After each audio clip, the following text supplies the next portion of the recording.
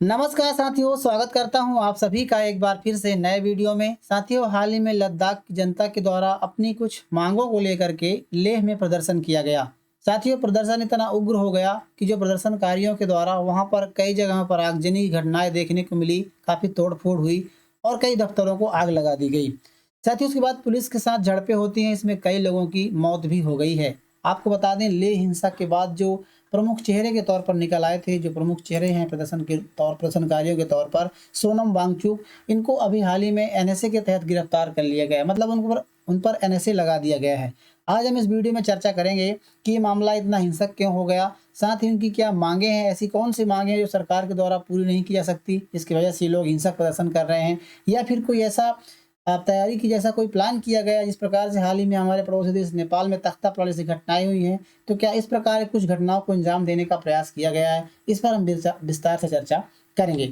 आप खबरों में देख सकते हैं, लद्दाख में जो हिंसक विरोध प्रदर्शन के बाद सोनम वांगचुक गिरफ्तार कर लिया गया है और एनएसए के तहत इसको हिरासत में ले लिया गया है। इसके अलावा उनको सेंट्रल जेल, राजस्थान की सेंट्रल जेल है जोधपुर, वहाँ पर स्थानांतरित भी कर दिया गया। इस प्रकार से खबरें निकल करके आ रही हैं। साथियों, आपकी जो घटना घटी है, इसको समझाने के लिए मैं आपको मैप पर एक बार बताने का प्रयास करूंगा। आप देख सकते हैं, ये भारत, छोटा सा बॉक्स में देखेंगे तो ये भारत का मैप है। भारत का सबसे ऊपरी का जो हिस्सा कहलाता है, ये लद्दाख कहलाता है। हम जिसे भारत का सिर कहते हैं, भारत का मुकुट कहते हैं, वो जम्मू कश्मीर का हिस्सा है। साथियों, जम्मू कश्मीर, जब बात करें थोड़ा इसके इतिहास के बारे में, तो जब भारत आज़ाद हुआ, आज़ाद होने के बाद से 1947 के बाद जम्मू कश्मीर को अनुच्छेद 370 और 35A के तहत कुछ विशेष अधिकार दिए गए थे, कुछ विशेष राज्य का दर्जा दिया गया था, जिसके तहत साथियों यहाँ की खुद की एक संविधान, कानून, नियम कानून हुआ करते थे। यहाँ की कुछ अपनी बात करें, राष्ट्रीय ध्वज हुआ करते थे। कुछ ऐसे नियम थे जो जम्मू कश्मीर की जनता के लिए होते थे, जम्मू कश्मीर की सरकार के द्वारा बनाई जाती थी। बहुत सारे ऐसे नियम थे, संविधान के जो नियम थे वो भारतीय संविधान की जम्मू कश्मीर में लागू नहीं होते थे। लेकिन साथियों, 2019 में एक संविधान संसद पर एक विधेयक लाया गया और 5 अगस्त 2019 को जम्मू कश्मीर से जो अनुच्छेद 370 है और 35A, इनको पूरी तरह से खत्म कर दिया गया।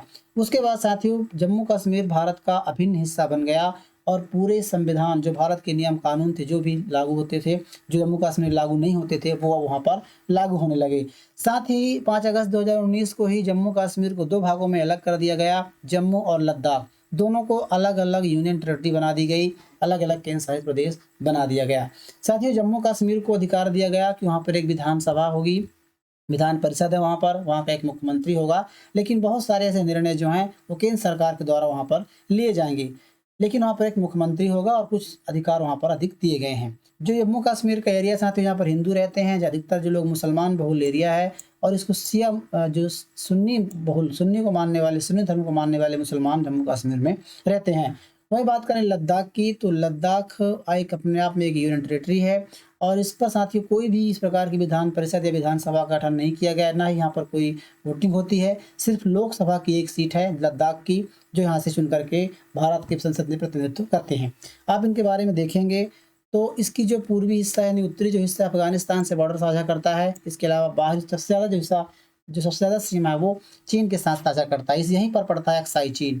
तो साथियों, ये भारत की सामरिक दृष्टि से भारत की अखंडता को देखते हुए काफ़ी महत्वपूर्ण हो जाता है और ये सीधे तौर पर केंद्र सरकार के कंट्रोल में है। लद्दाख जो है पूरी तरह से केंद्र सरकार के कंट्रोल में आता है। तो घटना जो घटी है, आप देख सकते हैं, ये पूरा लेह है। लद्दाख का सबसे बड़ा जिला, लद्दाख की राजधानी जो है लेह है, और सबसे बड़ा जिला और सबसे बड़ा शहर जो है साथियों लद्दाख है, लेह ही है। हालांकि 2 जिले हैं, लेह और करगिल, लेकिन इसका प्रमुख जो बड़ा जिला है वो लद्दाख लेह ही है। ठीक है, तो यहाँ पर एक घटना घट रही है। आई होप कि आपको समझ में आया होगा। साथियों, जो प्रदर्शनकारी हैं, आपको बता दें, जेन जी युवाओं की तरह है, क्योंकि इस प्रकार से जो प्रेरित होकर के प्रदर्शन कर रहे हैं, काफ़ी आगजनक घटनाएं देखने को मिली है। कई बिल्डिंगों पर आग लगा दी गई हैं और इस प्रकार से जो सेव लद्दाख की मांग ये लोग कर रहे हैं। इसके जो प्रमुख चेहरे के तौर पर निकल आए साथियों, सामाजिक कार्यकर्ता और एक शिक्षक, एक्टिविस्ट हैं, जो सोशल एक्टिविस्ट हैं और शिक्षक हैं। इनके सोनम वांगचुक, इनको काफ़ी ज़्यादा मतलब ये लोग लीड कर रहे हैं, इनके द्वारा लीड की जा रही है, ऐसा खबरें निकल करके आ रही हैं। आपको बता दें कि ये किस प्रकार की घटनाएं घटी हैं। तो दरअसल जो इनकी प्रमुख मांगे हैं, 4 मांगे हैं, जिनमें से लद्दाख को पूर्ण राज्य का दर्जा दिया जाए। इसके अलावा लद्दाख को 6वीं अनुसूची में शामिल किया जाए। इसके अलावा यहाँ पर 2 लोकसभा सीटें बनाई जाएँ और साथ ही जो नौकरियाँ हैं, उनमें लद्दाख के जो लोकल निवासी हैं उनको प्राथमिकता दी जाए। ये इनकी प्रमुख मांगे हैं। इन मांगों को लेकर के वांगचुक के द्वारा सोनम वांगचुक इनके द्वारा 10 सितंबर से भूख हड़ताल और अनशन पर चल रहे थे, ये लोग अनशन कर रहे थे। लेकिन साथियों ये लगातार अनशन चल रहा था। 23 सितंबर को इनके साथ और लोग जो बैठे हुए थे अनशन में, उनकी तबीयत बिगड़ जाती है, जिसके बाद से उनको अस्पताल में भर्ती करवाया जाता है। और इसके बाद जो युवा हैं, इस घटना को देख करके कि लगातार ये लोग प्रदर्शन कर रहे हैं, मतलब कि भूख हड़ताल और अनशन कर रहे हैं, लेकिन सरकार पर कोई असर नहीं पड़ रहा है, तो ये एक बैठक बुलाते हैं 23 सितंबर को। 24 सितंबर को लेह बंद की अपील करते हैं और एक बड़ा प्रदर्शन करने का वो शुरुआत करते हैं। बड़े प्रदर्शन के बारे में ये लोग घोषणा करते हैं। तो इस प्रकार से बड़े प्रदर्शन के लिए सभी लोग सोशल मीडिया के माध्यम से जानकारी पहुंचती है और सभी लोग एकत्रित हो जाते हैं।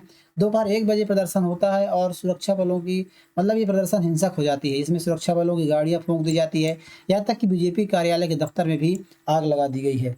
साथियों पुलिस के साथ इनका एक्शन होता है, आंसू गैस गोले दागे जाते हैं और लाठीचार्ज किया जाता है, जिसमें से 10-12 पुलिस भी घायल हो जाते हैं। और इसके अलावा यहाँ पर 4 लोगों की मौत हो गई है और अभी जो खबरें आ रही है उसमें से 80 से ज़्यादा लोग इस पर घायल हो गए हैं। अभी हाल ही में वहाँ पर कर्फ्यू लगा हुआ है, इंटरनेट सेवाएं पूरी तरह से बाधित हैं। साथियों ये जो मांगे हैं, इस पर हम बात करें यदि कि जो प्रमुख मांगे हैं उनमें से है लद्दाख को, जैसा कि मैंने आपको बताया, लद्दाख को पूर्ण राज्य का दर्जा देना, 6वीं अनुसूची के तहत संवैधानिक सुरक्षा देना और करगिल और लेह को अलग अलग लोकसभा सीट, इसके अलावा सरकारी नौकरी में स्थायी लोक भर्ती। ये इस प्रकार की इनकी प्रमुख मांगे हैं। तो इन मांगों को लेकर के सरकार की तरफ से भी बयान जारी किए गए हैं। सरकार इन 2 मांगों यानी करगिल और लेह में जो लोकसभा सीट बढ़ाने की मांग कर रहे हैं, इसको लेकर के, और सरकारी नौकरी में स्थानीय लोगों की भर्ती, इन 2 मांगों को लेकर के सरकार मानने के लिए तैयार हो गया है। लेकिन इनकी जो मांगे हैं, लद्दाख को पूर्ण राज्य का दर्जा और 6वीं अनुसूची के तहत संवैधानिक सुरक्षा, इसके लिए सरकार पूरी तरह से इनको मना कर रही है, मानने के लिए तैयार नहीं है। अब इसके पीछे वजह क्या बताई गई है? दरअसल बताया गया कि लद्दाख को पूर्ण राज्य का दर्जा इसलिए नहीं दिया सकता क्योंकि लद्दाख साथियों भारत की अखंडता और सीमा विवाद को लेकर के काफ़ी ज़्यादा तनाव में रहता है, क्योंकि आप सभी जानते हैं 3 ओर से चाइना से घिरा हुआ है, एक तरफ से अफगानिस्तान से। तो यदि इसको पूर्ण राज्य का दर्जा दे दिया जाता है तो स्वाभाविक तौर पर है वहाँ पर जो अधिकार आ जाएंगे और वहाँ पर चुनाव जैसे चुनाव होंगे, विधानसभा होगी, तो इस प्रकार से जो अखंडता है, भारत की जो सीमा है, इसको कहीं ना कहीं ठेस पहुंचेगा, भारत की स्थिरता पर असर पड़ेगा। इस चीज़ को लेकर केंद्र सरकार के द्वारा पूरी से मतलब किसी से खारिज कर देगी। इसके अलावा इसकी आबादी को लेकर के भी बताया गया है कि इसकी आबादी लगभग अभी 3 लाख के आसपास है। तो इतनी छोटी सी राज्य को बना पाना संभव नहीं है। इसके अलावा यहाँ पर इतने संसाधन नहीं है कि ये राज्य पूरी तरह से अपने आप को चला सके। इस प्रकार से कई चीज़ों को लेकर के यहाँ पर बातें कही गई हैं। इसके अलावा बात करें 6वीं अनुसूची की, तो 6वीं अनुसूची के तहत साथियों इस प्रकार के अनुसूची में, भारत के संविधान में 12 अनुसूची हैं और 6वीं अनुसूची में कुछ विशेष राज्यों को दर्जा दिया गया है, जिसमें से असम, मेघालय, नागालैंड, जो इनकी यहाँ पर प्रमुख जनजातियाँ हैं, उन जनजातियों की जो सुरक्षा है, उनकी संस्कृति को मतलब बनाए रखने के लिए इस प्रकार से इनको दर्जा दिया गया है। और वहाँ पर कोई भी व्यक्ति जाना चाहता है, असम के कुछ ऐसे एरियाज हैं या फिर मेघालय कुछ ऐसे एरिया हैं जहाँ पर जाने के लिए आपको वहाँ की जो लोकल काउंसिल है उनके द्वारा आपको परमिशन लेनी होती है। तो इस प्रकार से भी इन लोगों का कहना है कि लद्दाख को भी 6वीं अनुसूची के तहत संवैधानिक सुरक्षा दिया जाए, ताकि यहाँ की जो जनजाति, जैसे बात करें बौद्ध धर्म को मानने वाला ज़्यादा लोग हैं और सिया धर्म के मानने वाले इस्लामिक लोग हैं, तो उनका कहना है कि जहाँ की संस्कृति है इसको बचाया जा सके और यहाँ पर ज़मीन का जो अधिकार है, यहाँ पे जो नियम कानून है, जो भी संसाधन है, इनका अधिकार जो है वहाँ की लोकल काउंसिल के द्वारा हो। तो इस प्रकार से मांग की जा रही है। साथियों आपको बता दें यहाँ पर अभी, वैसे तो आपको बता दूं सभी जानते हैं कि जो प्रदर्शन होते हैं तो उसमें कहीं ना कहीं किसी न किसी पार्टी का हाथ होता है। वैसे आपको बता दें अभी खबरें आ रही है कांग्रेस का इसमें काफ़ी हाथ बताया जा रहा है कि कांग्रेस के कुछ जो कार्यकर्ता वहाँ पर पाए गए हैं। इसके अलावा वहाँ पर 2 बॉडी अभी काम कर रही हैं, 2 प्रमुख तौर पर जो लोग हैं, यानी 2 संस्थान हैं जो लोकल संस्थाएं। बात करें लेह अपेक्स बॉडी यानी कि LAB, इसका जो प्रमुख संस्थान है, मतलब यूँ कहें कि एक संगठन है। इसके अलावा कारगिल डेमोक्रेटिक अलायंस KDA और LAB 2 संगठन हैं जो वहाँ पर कार्य कर रहे हैं जमीनी स्तर पर। वैसे तो कई सारी राजनीतिक पार्टियाँ हैं, लेकिन 2 ये पार्टियां जो हैं लोग जमीनी स्तर पर काम करती हैं।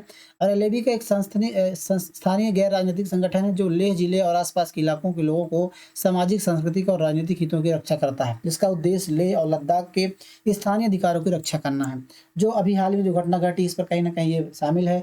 लेह जो लैब है यानी कि लेह अपेक्स बॉडीज ने अपना मतलब वो किया है कि मैं, और इसके अलावा कारगिल डेमोक्रेटिक अलायंस ने भी अपना समर्थन दिया है। उसका प्रमुख कहना यह है कि कारगिल जिले और लद्दाख के लोगों के अधिकारों की रक्षा और संवैधानिक मांगों को लेकर के, खासकर अभी जो 6 शेड्यूल है इसको लेकर के भी कारगिल डेमोक्रेटिक अलायंस के द्वारा इसको समर्थन दिया गया है। तो मतलब दोनों 2 पार्टियां साथियों कहीं ना कहीं इनका हाथ है इस प्रकार के प्रदर्शन करने में।